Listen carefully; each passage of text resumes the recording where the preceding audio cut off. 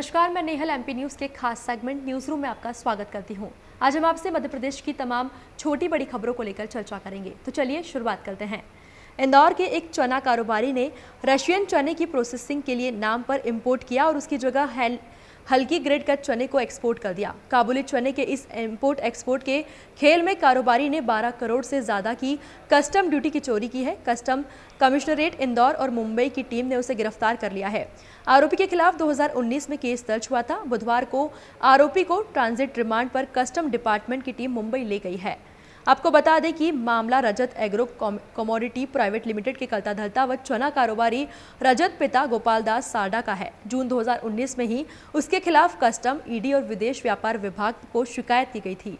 जनवरी 2020 में मुंबई कस्टम विभाग की टीम इंदौर पहुंची और रजत सारडा की फर्म रजत इंटरप्राइजेस सहित करीब 10 फर्मों के खिलाफ छापामार कार्रवाई की गई थी।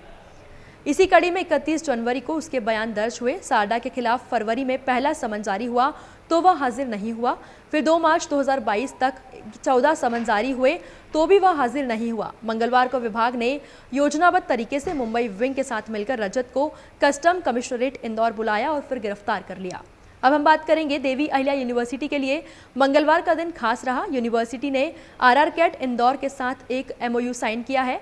यह MOU यूनिवर्सिटीज़ के स्टूडेंट्स के लिए काफ़ी फायदेमंद होगा। देखा जाए तो स्टूडेंट्स यूनिवर्सिटी में RRCAT के संसाधनों का इस्तेमाल कर सकेंगे, यानी दोनों ही इंस्टीट्यूट एक दूसरे के संसाधनों का इस्तेमाल कर सकेंगे। देवी अहिल्या यूनिवर्सिटी और RRCAT के बीच साइंस, इंजीनियरिंग के क्षेत्रों में RRCAT में रिसर्च परियोजनाओं को आगे बढ़ाने के लिए यूनिवर्सिटी के PhD students, postal doctoral fellowship और MTech और MSc के स्टूडेंट्स को यह सुविधा मिलेगी। इस MOU को साइन किया गया है। इस MOU पर देवी अहिल्या विश्वविद्यालय की कुलपति प्रोफेसर रेणु जैन और RRCAT के डायरेक्टर डॉक्टर SV नाखे ने साइन किया है।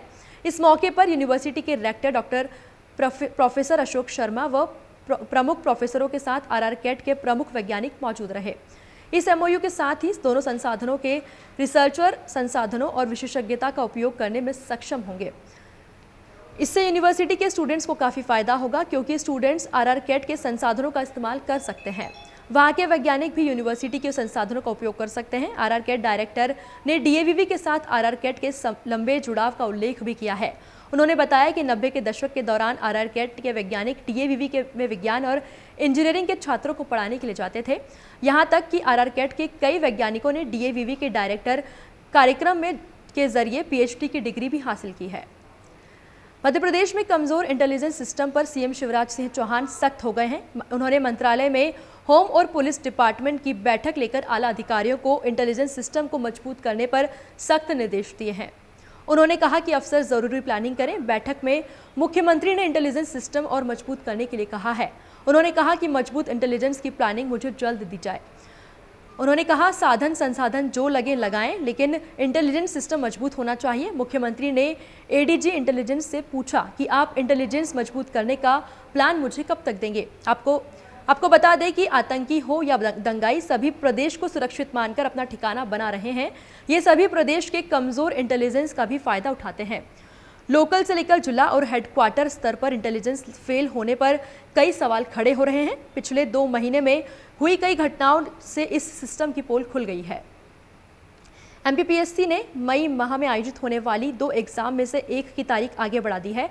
आयोग ने ऐसा इसलिए किया क्योंकि इन दोनों ही एग्जाम की तारीख एक ही दिन थी, जिसके चलते कैंडिडेट्स भी इसमें बदलाव की मांग कर रहे थे, जिसे देखते हुए आयोग ने यह निर्णय लिया है। State engineering service, dental service exam और DSP तीनों परीक्षाएं एक ही दिन यानी कि 22 मई को होनी थी। इनमें से स्टेट इंजीनियरिंग सर्विस और DSP एग्जाम को देने के लिए क्वालिफिकेशन लगभग एक समान ही थी। इसकी डिटेल भी आयोग ने अपनी वेबसाइट पर दी है। कई कैंडिडेट्स ऐसे हैं जो इन दोनों ही एग्जाम में शामिल होने वाले थे। ऐसे में स्टूडेंट्स आयोग पहुंचे और उन्होंने पूरे मामले से अधिकारियों को अवगत कराया। इसके बाद अधिकारियों ने मामले को देखते हुए एग्जाम की डेट आगे बढ़ा दी। अब हम बात करेंगे मालेगांव ब्लास्ट मामले में। इंदौर के एक शख्स को महाराष्ट्र ने NIA कोर्ट के समक्ष बयान के लिए बुलाया जा रहा था, लेकिन वो नहीं जा रहा है। उसे अपनी जान का डर सता रहा है। ये गवाह महाराष्ट्र ATS की भूमिका को लेकर डरा हुआ है। उसका कहना है कि अब तक जो लोग ATS के साथ गए हैं वो वापस नहीं लौटे हैं। ऐसे में उसने कोर्ट के माध्यम से इंदौर पुलिस से सुरक्षा दिए जाने की मांग की है।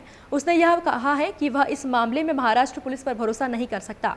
मामला इंदौर के साकेत नगर में रहने वाले जितेंद्र शर्मा का है। वह गैरेज संचालक है और उनका नाम मालेगांव ब्लास्ट में सामने आया था।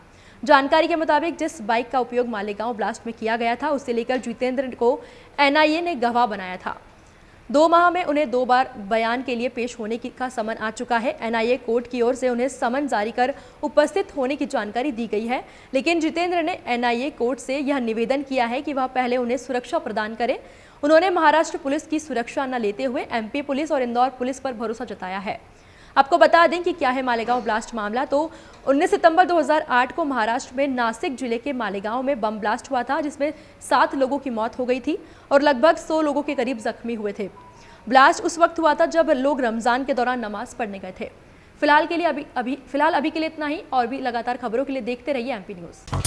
एमपी की नब्ज, एमपी का हाल, मध्य प्रदेश की हर खबर एमपी न्यूज टीवी के साथ। लगातार खबरों के लिए सब्सक्राइब करें हमारा YouTube channel MP news TV.